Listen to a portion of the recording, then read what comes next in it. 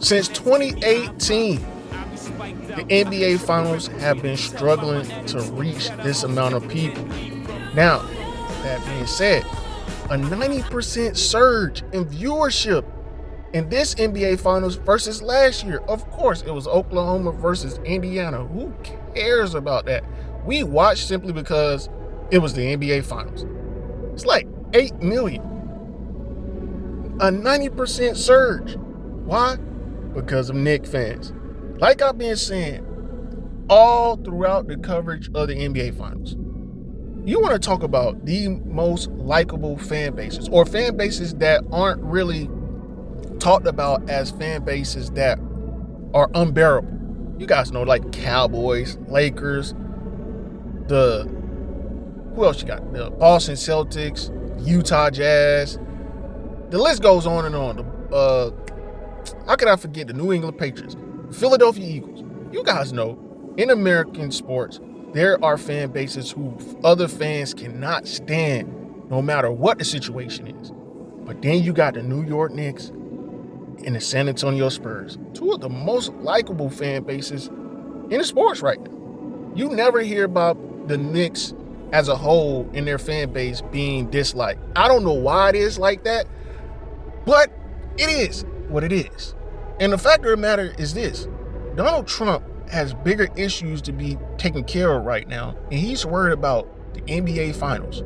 Can you imagine if George Washington during the Civil War said, you know what, the country is at war, let me go watch a sporting event? Can you imagine if Andrew Jackson, Thomas Jefferson, trying to discover electricity, said, you know what, it's raining, let me go in and watch some television?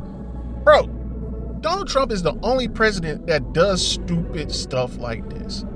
Now, it doesn't matter if the New York Knicks fan base had to watch their team play the Thunder or the Spurs. This type of turnout for them was going to happen either way. Not only that, let's talk about the viewership now. It's no coincidence that this is one of the largest sporting markets in the world, the New York Knicks, in terms of a particular sports genre and its fan base. But the idea of shutting down a major facet of energy provision for a team, that is the watch parties outside of the Madison Square Garden. Granted, the watch parties are going to be everywhere else, but you guys know the type of energy that the Knicks fans bring.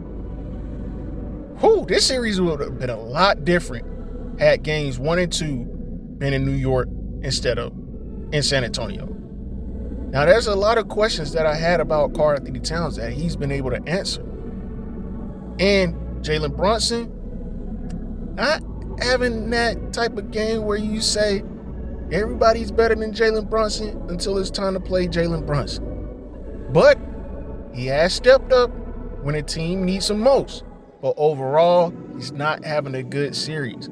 19 made field goals out of 56 attempts. That's not good. And I think he's like 9 of 22 from 3 because of the tall guards of the San Antonio Spurs. And Jalen Brunson still hasn't had that signature Jalen Brunson game. So maybe it comes in game 3, maybe it comes in game 4, and the San Antonio Spurs haven't put together yet a complete game just yet. And if you think for a second it's going to be easy in game 3, the only reason why I give them a chance is because of Donald Trump messing up the Knicks fans' watch party. That's the only reason that I give them a chance. And he's going to be a distraction. Secret Service, all this, that, and the third. Come on, man. At least wait to game 4. Not only that, like I said, man, can you imagine if Barack Obama, George W. Bush, Jimmy Neutron, Latrell Sprewell, come on, man, took their focus away from what they're doing to watch an NBA Finals game? What are we doing here, man? The presidency has become a joke ever since Donald Trump touched the White House.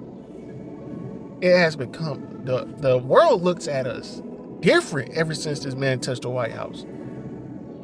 At least we have some type the country had some type of aura when Barack Obama and Joe Biden, well, it was losing aura when Joe Biden and Donald Trump, probably the worst presidents in the history of presidents. The president.